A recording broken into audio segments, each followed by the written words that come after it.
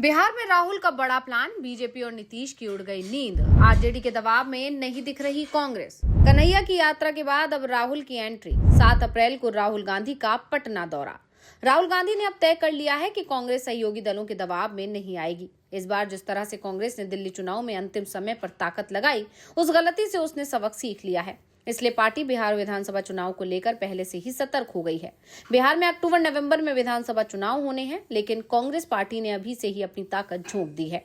राहुल गांधी के एक के बाद एक बिहार दौरे हो रहे हैं, जिसके चलते कांग्रेस के अंदर उत्साह दिखाई दे रहा है, तो बीजेपी की बेचैनी बढ़ती दिखाई दे रही है। राहुल गांधी इस साल बिहार के 2 दौरे कर चुके हैं, पहला 18 जनवरी को और दूसरा 5 फरवरी को, और अब वो एक और बार फिर बिहार दौरे पर आ रहे हैं। राहुल गांधी 7 अप्रैल को पटना आएंगे। यहाँ के एसकेएम हॉल में पार्टी की ओर से आयोजित संविधान सुरक्षा सम्मेलन में शामिल होंगे। संविधान सम्मेलन जिस मुद्दे पर फोकस रहेगा, उसमें स्वाधीनता संग्राम में बापू के नमक सत्याग्रह आंदोलन का ऐतिहासिक महत्व, आजादी की लड़ाई में बुद्ध नोनिया की शहादत, अमर शहीद प्रजापति रामचंद्र विद्यार्थी की शहादत, स्वतंत्रता और समता सेनानी बाबू जगजीवन राम का ऐतिहासिक योगदान। कांग्रेस ने संविधान सुरक्षा, सामाजिक न्याय और सांप्रदायिक सद्भाव के लिए कार्य करने वाले सभी संगठनों से कार्यक्रम में शामिल होने की अपील की। कांग्रेस का कहना है कि ऐसे संकट के समय जब संविधान पर खतरे के गिद्ध मंडरा रहे हों, न्याय योद्धा राहुल गांधी के नेतृत्व में चल रही संविधान सुरक्षा आंदोलन में भागीदार बने।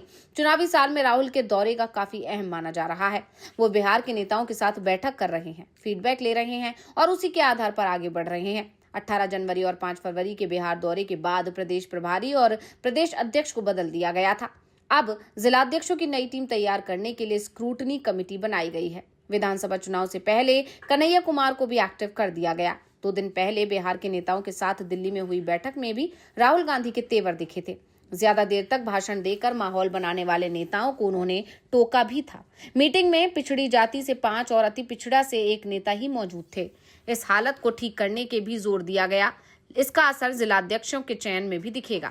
दरअसल अभी तक ये माना जा रहा है कि बिहार में कांग्रेस के अंदर वो ही होता है जो लालू यादव तय करते हैं, और राहुल गांधी अब बिहार में कांग्रेस को खुद के पैर पर खड़ा करने की कोशिश में जुटे हुए हैं। राहुल गांधी की सक्रियता के चलते कांग्रेस के अंदर भी उत्साह दिखाई दे रहा है। कांग्रेस नेता मंजीत आनंद साहू ने कहा कि मैंने पहले ही कहा था कि राहुल गांधी विधानसभा चुनाव से पहले कई बार बिहार दौरे पर आएंगे।